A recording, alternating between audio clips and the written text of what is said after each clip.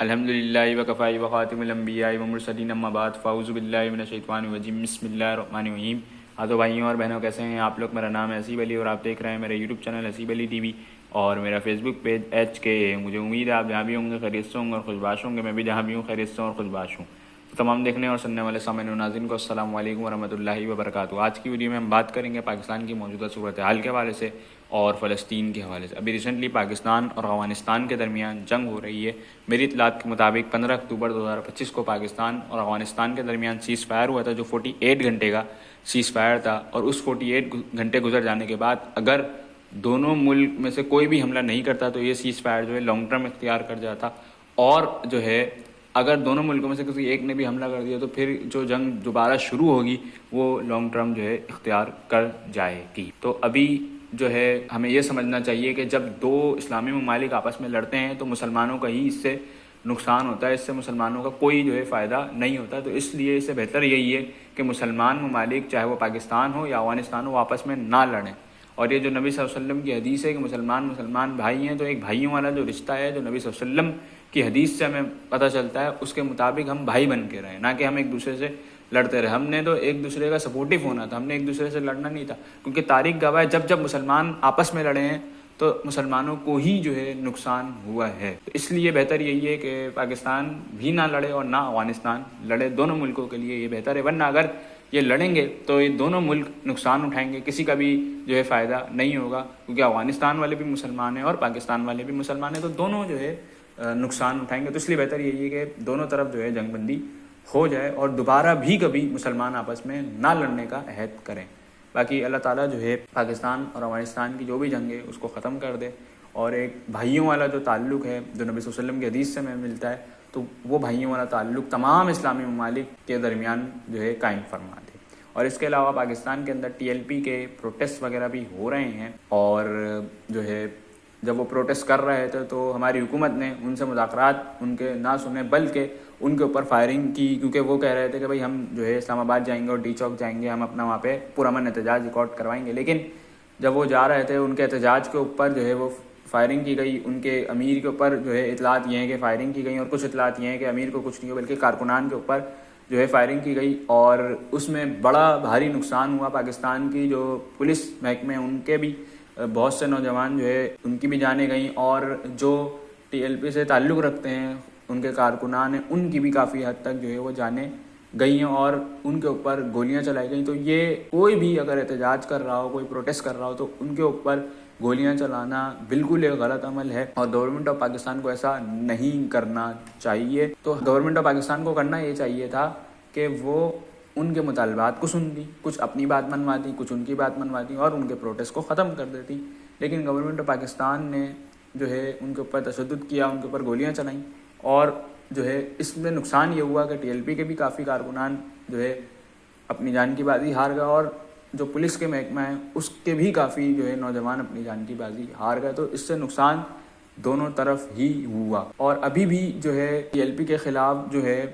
کاروائیاں کی جا رہی ہیں، اور ان کے مدارس وغیرہ اور جو بھی ان کی دینی درسگاہیں وغیرہ ان کو جو ہے گورنمنٹ کی طرف سے سیل کیا جا رہا ہے۔ تو ایسا نہیں کرنا چاہیے گورنمنٹ کو،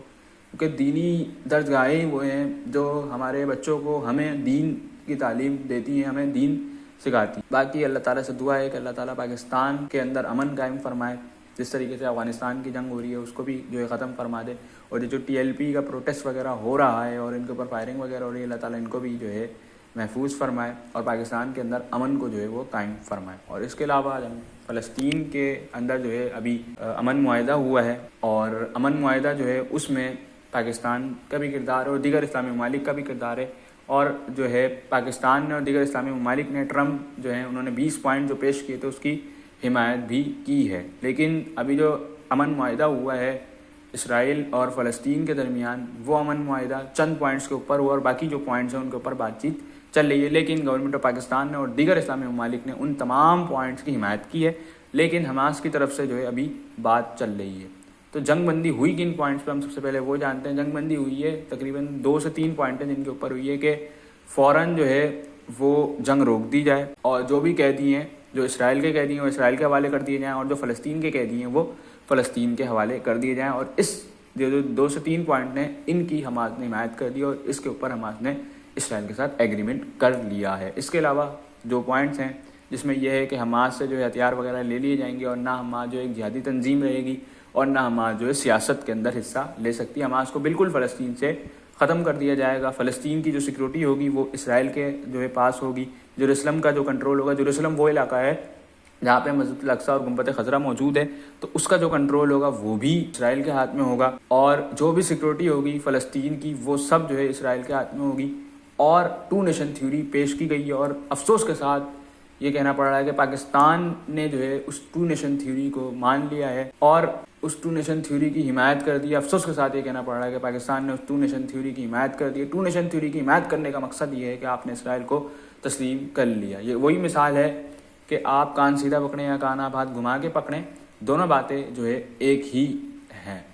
تو انہوں نے انڈائریکٹلی انآفیشیلی جو ہے اسرائیل کو تسلیم کر لیا ہے کہ ٹو نیشن تھیوری کی اگر حمایت کر دی تو انہوں نے اسرائیل کو تسلیم کر لیا ہے، کیونکہ کوئی ٹو نیشن تھیوری نہیں ہے، صرف ایک فلسطین کی آزاد ریاست ہے۔ اور یہ جو ڈونلڈ ٹرمپ کے 20 پوائنٹ پہ سب حمایت کر رہے ہیں، یہ وہی ڈونلڈ ٹرمپ ہے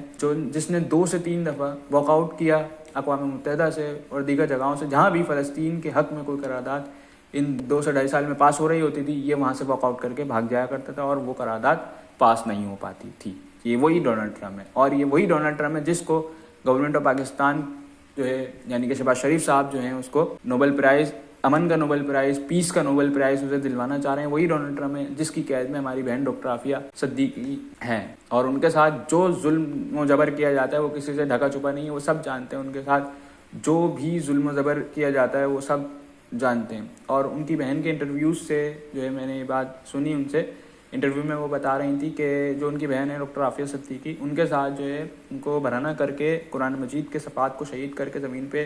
رکھا جاتا ہے اور کہا جاتا ہے کہ آپ جو ہے اس صفحات کے اوپر چلیں۔ اتنا ظلم ہماری بہن کے ساتھ کیا جا رہا ہے، ان کے اوپر تشدد کیا جا رہا ہے، لیکن ہمارے وزیر اعظم شہباز شریف جو ہیں وہ پیس کا نوبل پرائز جو ہے ڈونلڈ ٹرمپ کو دلانا چاہ رہے ہیں۔ یہ وہی ڈونلڈ ٹرمپ ہے، یہ وہی ڈونلڈ ٹرمپ ہے جب فلسطین میں ظلم شروع ہوا تھا، جب سے لے کر اور جب تک ابھی تک یہ سیز فائر ہوا، اس سے پہلے تک جب بھی کوئی قرارداد پاس ہوتی تھی یہ جو ہے واک آؤٹ کر کے بھاگ جایا کرتے تھے اور وہ قرارداد پاس نہیں ہوتی تھی۔ اور یہ وہی ڈونلڈ ٹرمپ ہے جس کی قید میں ہماری بہن ڈاکٹر عافیہ صدیقہ ہیں،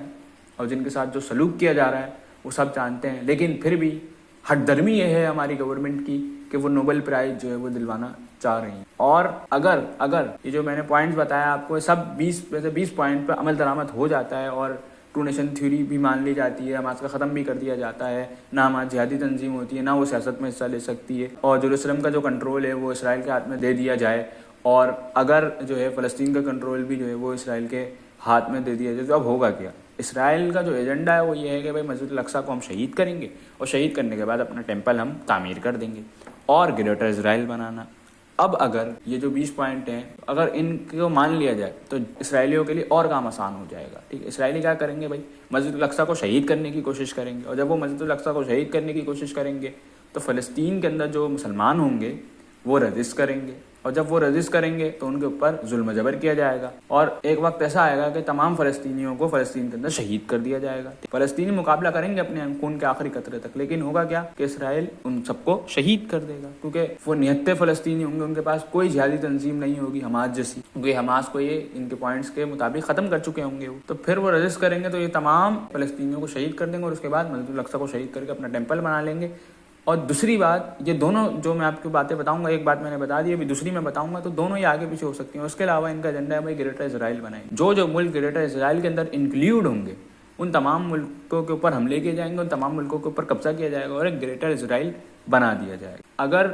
حماس کو ختم کر دیا جاتا ہے اور ان سے ہتھیار وغیرہ لے لیے جاتے ہیں، نہ وہ سیاست میں حصہ لیتی ہیں، نہ وہ جہادی تنظیم ہوتی ہیں، تو یہ بھی ایک نقصان ہوگا۔ اور یہ لوگ چاہتے ہیں مسجد الاقصی کو شہید کر کے اپنا ٹیمپل بنانا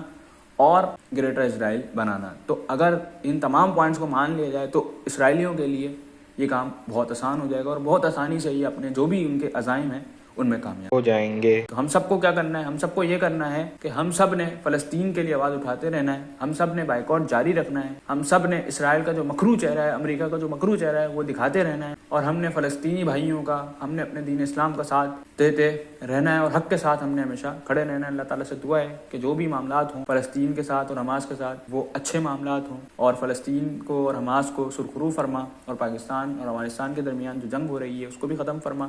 اور یہ جو TLP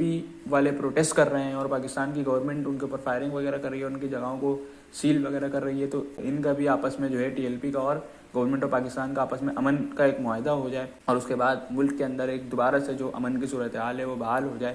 ملک کے اندر جو خرابیاں ہو گئی ہیں وہ ختم ہو جائیں, اور ملک کے اندر دوبارہ سے ایک اچھا سا ماحول, ایک امن کا ماحول جو ہے وہ قائم و دائم ہو جائے. اپنے بھائی صدیق کو دیجیے اجازت. اللہ حافظ. دعاؤں میں یاد رکھیے گا. وأكون للخير العميم مثالا.